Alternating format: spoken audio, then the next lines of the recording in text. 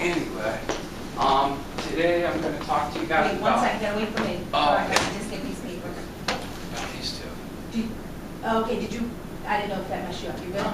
Okay. Fine. If the audience is ready, we're ready to go. Today I'm going to talk to you guys about Curt and Shonda Schilling and what they can teach us about communication. Curt Schilling was born November 14th in Anchorage, Alaska. He's won 3 World Series, 2001, 2004, 2007. As you see, he's pitched for a whole bunch of teams. Maybe you guys might remember when he pitched for the Phillies and lived locally in the mid-90s. And then he retired at the end with the Boston Red Sox. And he still lives in the greater Boston area. He married Shonda Schilling in 1992. Well, he early in his career. He met her when he was pitching for the Orioles. She was working for a local sportscasting company, and they kind of met through that, and things blossomed. He founded Curt's Pitch for ALS, which is Lou Gehrig's disease, in 1992. Lou Gehrig is a lot of inspiration to him, so he wanted to kind of help fund that cause and see what he could do to prevent it. And he also worked with the Shade Foundation, which is for melanoma.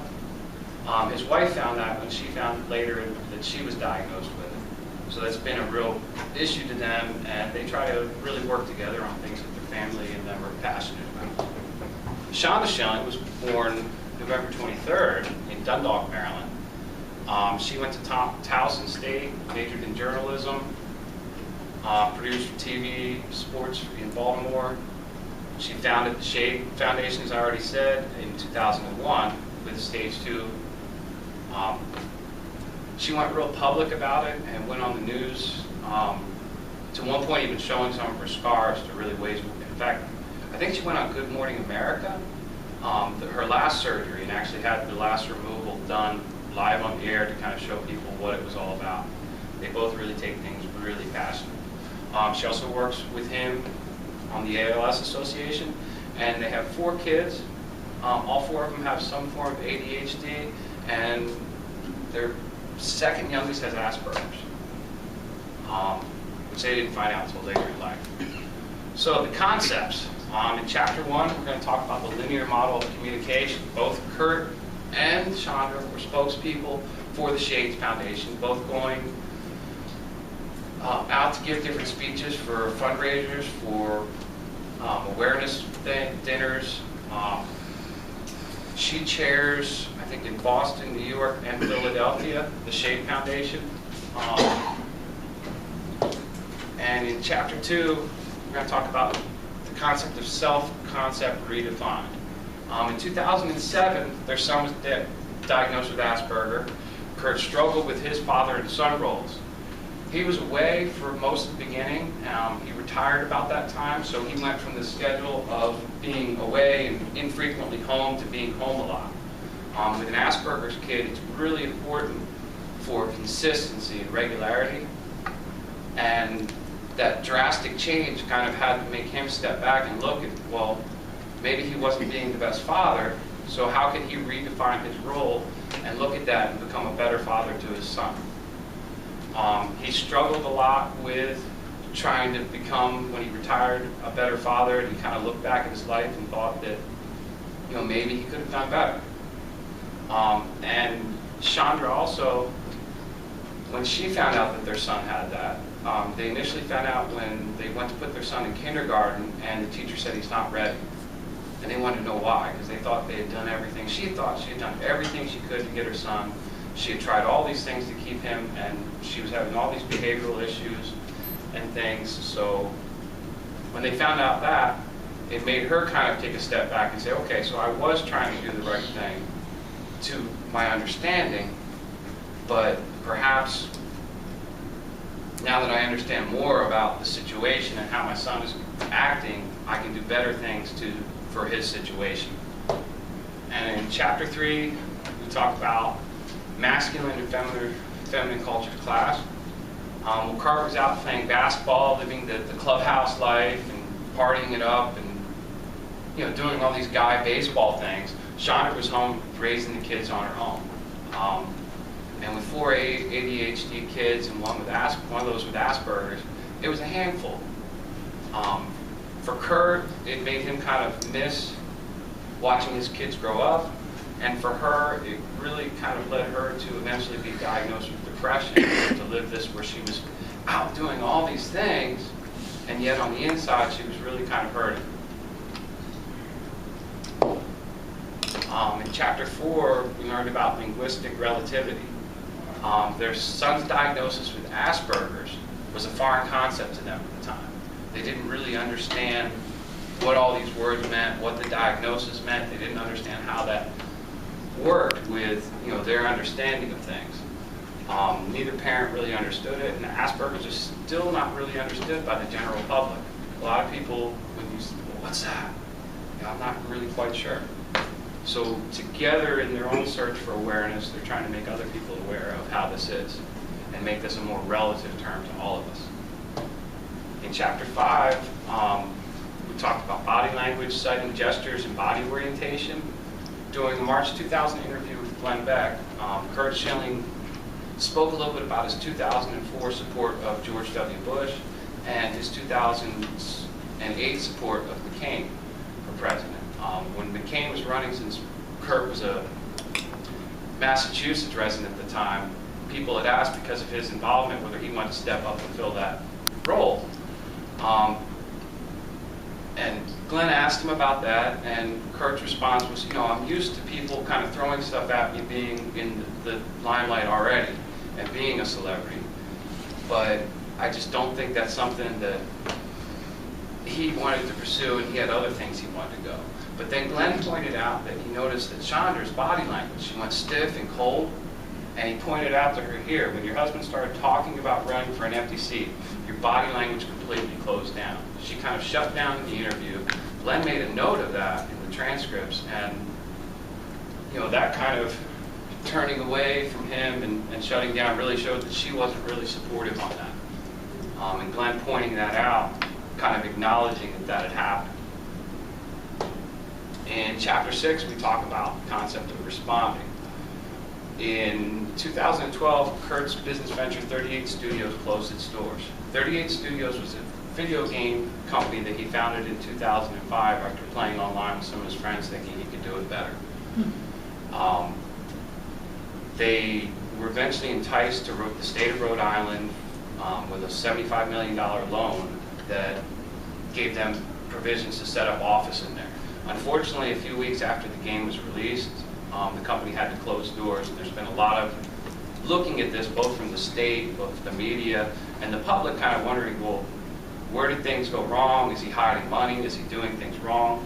Curt and Shonda together on their Facebooks and Twitters went to reach out and to respond to this, and kind of, if you followed his Facebook, up until the release of the game, he was really excited about this. I'm getting ready to release this. And then afterwards, it was more of, well, people are saying this and that, and, I haven't.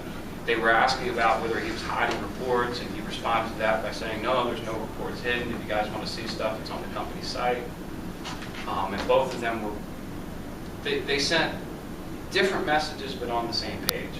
And they both kind of showed that they were staying together through this, and unfortunately, sometimes things don't work out. In chapter 7, we talked about the emotional experience. Shonda spoke of her depression in an interview with Fox News in 2012. She had never really thought of herself as depressed because she was active in her Shade Foundation. She was active in her kids' lives. She was active helping with ALS and all these other things.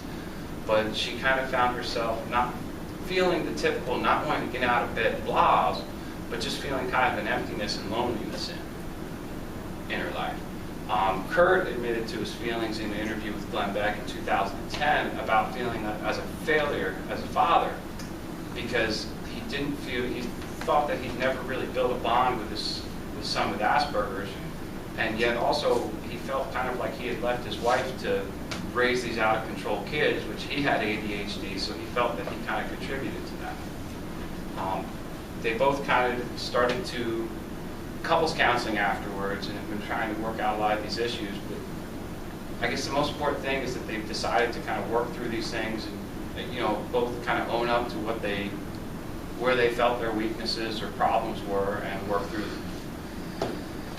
In chapter 8, we talk about Johari's window. With Shonda's depression, initially, before it was diagnosed, it fell in a blind spot because it was unknown to Curt, it was unknown to her. When it was kind of pointed out to hers, initially, I got to imagine that it was kind of hidden from Curt until she got home and was able to tell him about these things. And with the 38 studios, Curt knew about how things weren't going well, and he was upfront about it and open to himself and others about how things were not going as well as he hoped.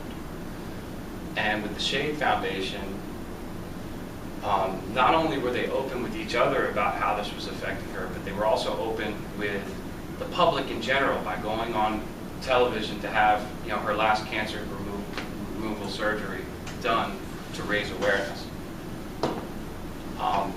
And in Chapter 9, the concept would be public issues. 38 Studios, as I said earlier, founded in 2005 by Curt when he was playing online role-playing video games. In 2010, he took the loan from Rhode Island for $75 million and went to develop the business. I think he had it up to about 300 jobs that he had created, and things were going really well. The game was getting ready to release. They were making all their payments, and then in May of this year, the company missed a loan payment. They weren't able to make that loan payment. The state started looking into things, and then the next thing you know, the company was announced that it was closing the doors and filing for bankruptcy. The state, of course, decided to launch an investigation to figure out where's the rest of our $75 million coming from. And Curt and Shonda responded to all these public allegations within the media, within the state, and the newspapers, responding back to these and saying that, they were doing the best they could, cooperating with everyone in the best way they were able to try to clarify some of the misinformation that was put out by the media. And in Chapter 10, we talk about the concept of supportiveness. Curt and Shonda have, throughout all these trials and tribulations, stuck together through, finding out about their son's Asperger's, for her going through her depression. They really tried to become more and more supportiveness. Even through the latest failure, they've decided they're going to go through it as a family, and Curt really feels a responsibility not only to his family, but to all the employees that he had. He really wanted to try to make this thing work and create some jobs in this economy. It didn't work out, and now he feels personally responsible, and I guess his latest mission is to try to kind of fix this and make it right with everyone. And then last but definitely not least, Chapter 11 is computer-mediated communication. Curt's Facebook, where it's pretty much public, is where he puts all his rants from political stuff to what's going on in his life with his family, to pictures of his kids, to wishing his wife happy birthday this month, to wishing her, they just had an anniversary a few days ago, 20 years.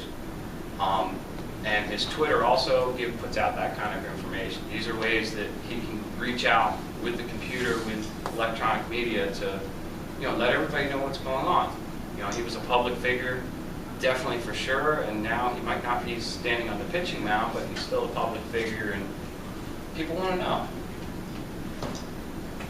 For more information, you guys can look up ALAS.org about Lou Gehrig's disease, ShadeFoundation.org about Shonda's Skin Cancer Awareness Foundation, and Asperger's.com for more information on Asperger's.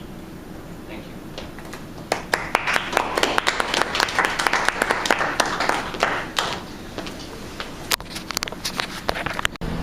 Oh, the wildlife.